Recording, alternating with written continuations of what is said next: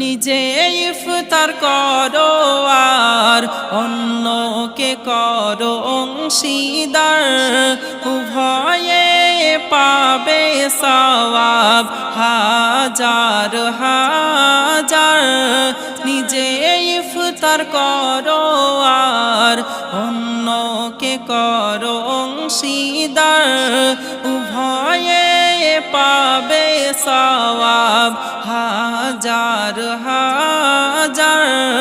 খুশি হবেন আল্লাহ তাআলা, খুশি হবেন আল্লাহ তাআলা তোমারি উপর।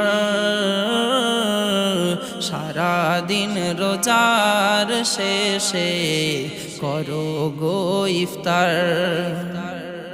প্রভুর লাগি তোমরা যারা রেখেছো